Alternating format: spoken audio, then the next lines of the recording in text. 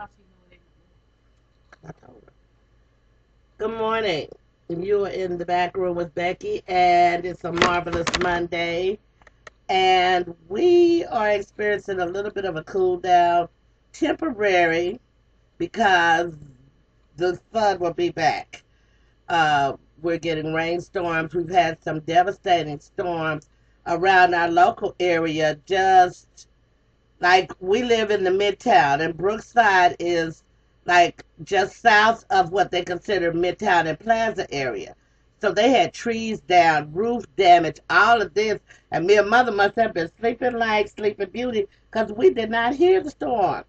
My grandmother's lights went off again, and I told you guys she's 92, and well, she'll be 92 next month, so you might as well say she's 92. And she still lives in her own home. She refuses to move in with any of us. I don't ask. I don't know. She's just very strong-willed, and so she has her own house, and she has two caregivers. And my sister is her guardian, and I'm my mom's. So she went. She didn't go all the way over there to check on her, but she called. And by the time we got the call from the crisis line, they had got her lights back on. But yeah, we had some bad storms come through Kansas City area, and they expect some more.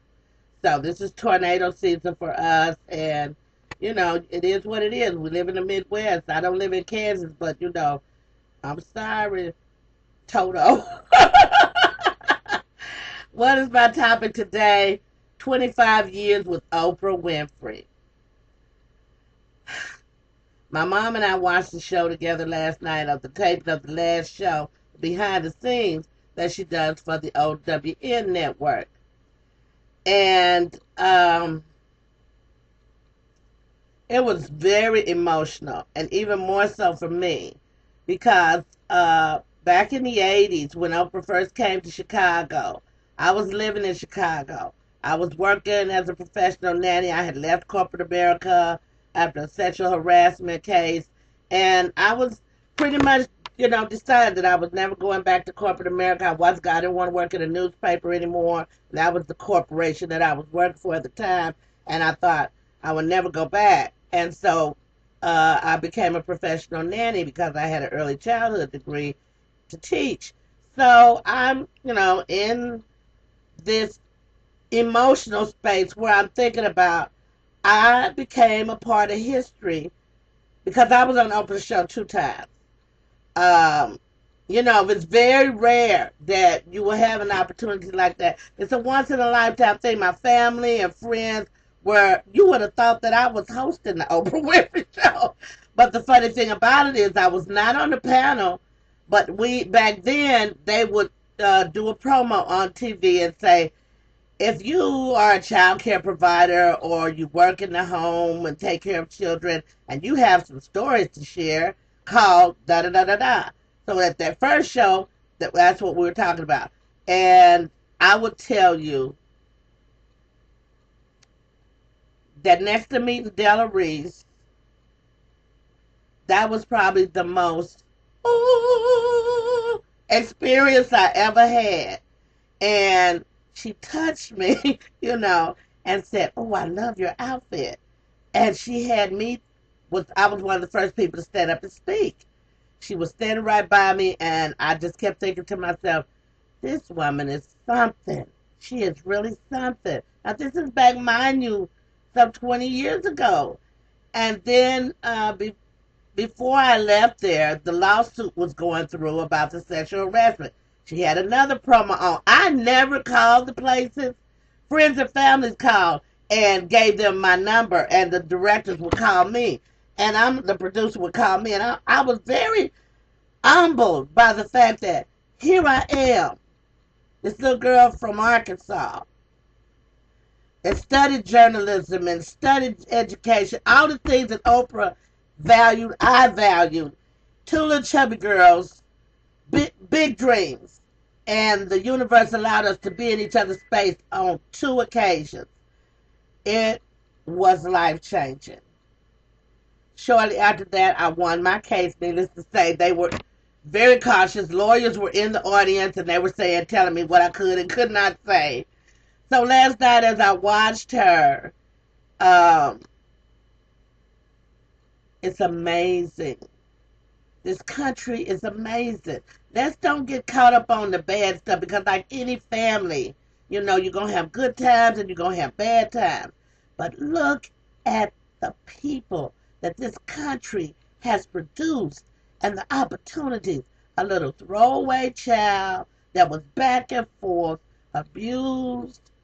She had her problems with self esteem, weight issues, hair issues, men issues, all of that. And still she rose. She is known all over the world. No one living and breathing does not know. Oprah Winfrey? Oprah Winfrey! Yes, a black woman.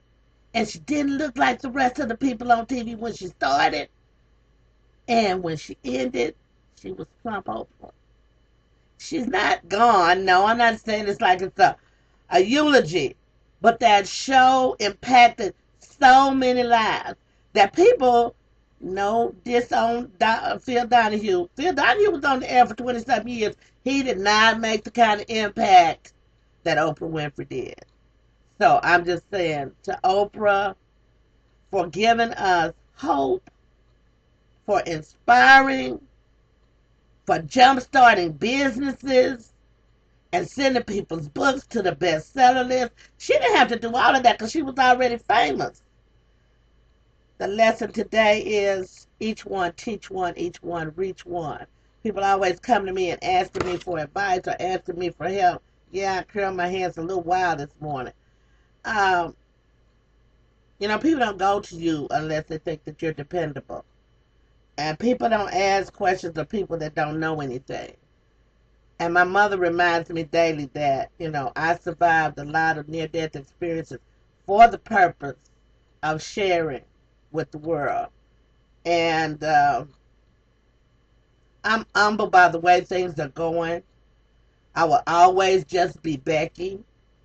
I will always defend the rights of the downtrodden and the underdogs and the subcultures that people don't understand, because I too am one of those Americans that did not always feel like I had all of my rights. You're in the back room with Becky. It's a marvelous Monday. We want to toast Oprah Winfrey and say thank you for 25 years of dedicated service. And if you got into that angel money to donate to entrepreneurs, here I am. She's not gone. She's got the Oprah Winfrey Network, and she will continue her work that she's doing. But you can expect to see a lot of shows, award shows, honoring her this year for her work in broadcast journalism, and it's well deserved. So what I want to say to you is, no matter how big your dream is, Reverend Ron said the other day that dreams come in big sizes because we have to grow into them. Peace, love, and understanding, as always, for the people.